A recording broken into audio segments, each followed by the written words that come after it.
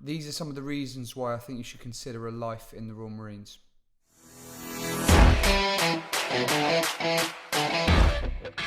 Sharing my story first of all, because I'm sure it will relate to a lot of people. I was 19 years old in a sort of dead-end job, didn't have tons of qualifications, didn't have tons of career prospects.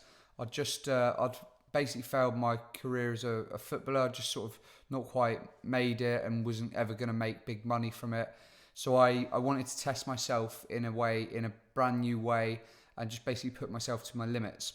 My brother's in the Royal Navy, and I asked him whether I should join the Royal Navy. He said I might be potentially bored just because of my sporting background, and high energy. I like fizz, and he said to join the Royal Marines.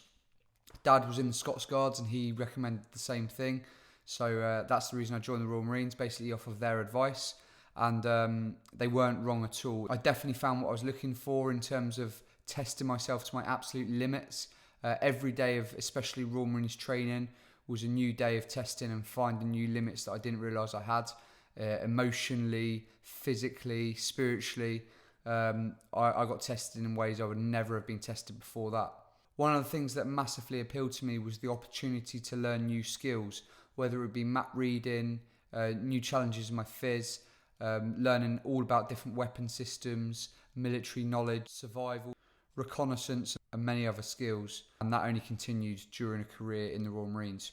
When I was a brand new Royal Marine, I was based in Scotland, and I learned so much new skills within about 4 or 5 months up there that held me in good stead for the rest of my career and also my life.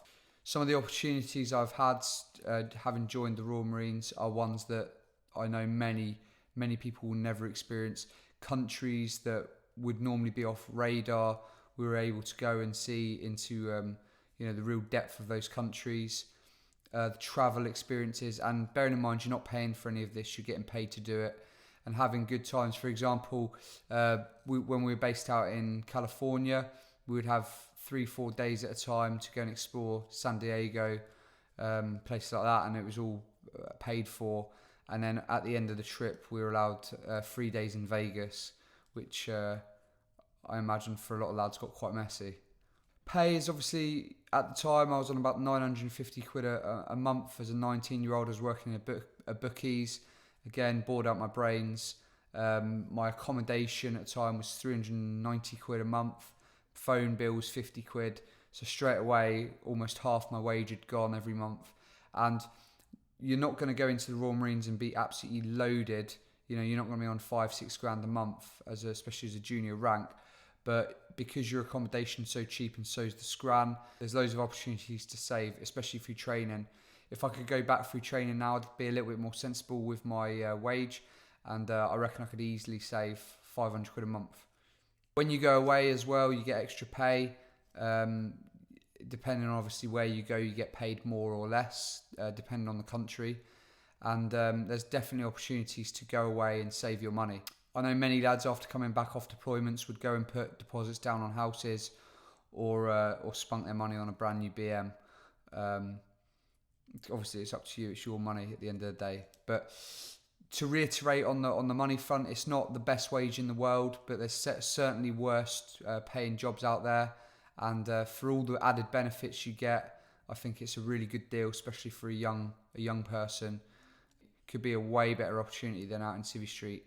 And also the ability to progress through the ranks, for the next 10-15 years, get a pension as well, and obviously your money increases as you go through the ranks. I think one of the main factors for me was just boredom at home, looking at my life and thinking, what am I going to do with my life? This is boring. I don't want to be drinking in the same pub with the same lads for the next 10-20 years like that. That terrified me, and the Royal Marines gave me a get out of jail card on that one. And like I say, looking back, I know I've done so much more than a lot of the lads at home, and for me that was probably the number one key to join them. The opportunities to play sport in the military and the Royal Marines are massive. Any sport you're into, they will have a team for it, and especially if you're good, you can basically be a tracksuit soldier, and that's pretty much all you can do, especially the rugby lads and the boxing lads. Like, that's literally all they're doing. They're literally pro boxers and rugby players.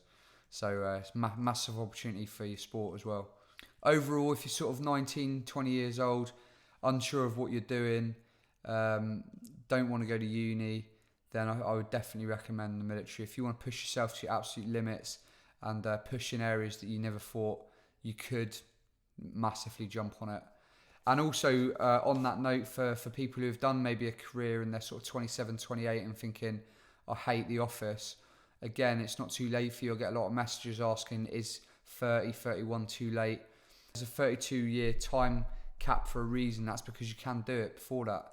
So if you are thinking about it, don't let anyone tell you any different. You know, even if you started a career at 30, if you do 18 years, you have a full pension, and you're still only 48, you could do another career after that. So yeah, definitely jump on it. They're my reasons for joining. Be good to hear other people's, but if you're unsure, then at least start the joining process, and you can get to see and see if this is for you later down the line. Cheers, guys.